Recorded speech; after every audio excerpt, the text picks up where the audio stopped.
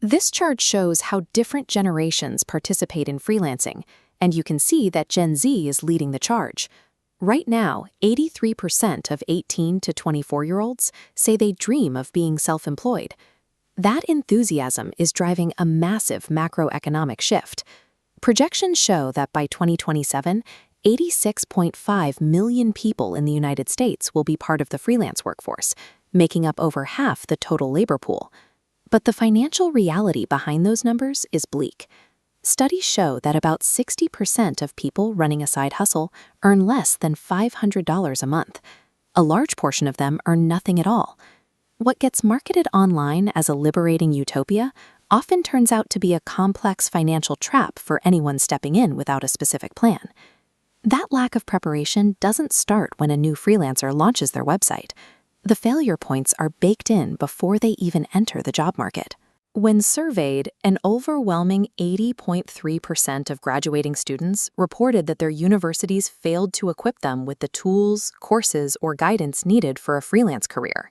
That institutional vacuum creates a steep drop-off. Despite the high desire to work independently, only 23% of students actually manage to set up a business after graduation. Workers are walking into a competitive economic war zone armed with nothing but passion projects, leaving them completely vulnerable to the market's demands. Part of that vulnerability comes from the rise of the algorithmic landlord. Many creators resign from traditional jobs thinking they've escaped a boss, when they've actually traded a human manager for an invisible, volatile system. A single, unannounced update to the code can instantly devastate a creator's audience.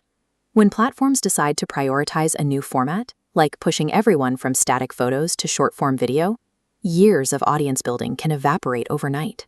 This dynamic forces over 80% of marketers and independent workers into a constant state of reaction, forcing them to abandon long-term strategies just to chase the latest format. The psychological toll of this endless treadmill is severe.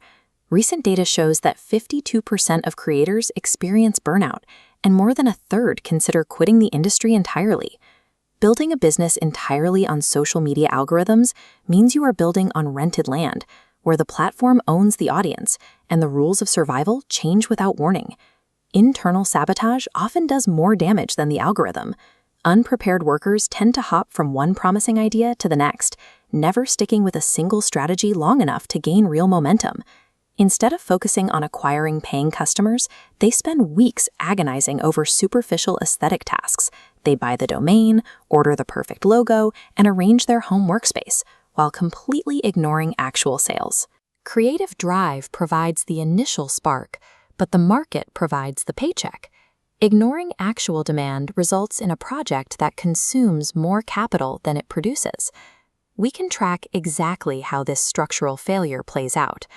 Without consistent revenue, the initial enthusiasm gives way to rejection, and the project hits a severe fizzle-out phase within the first 18 months. Neglecting foundational business strategy to chase aesthetic perfection guarantees failure in a demanding freelance economy. Surviving the independent economy requires two interventions. First, abandon immediate perfection and launch a minimum viable product. This basic version lets you test actual market demand, finding out what people will pay for, so you pivot before wasting months of effort.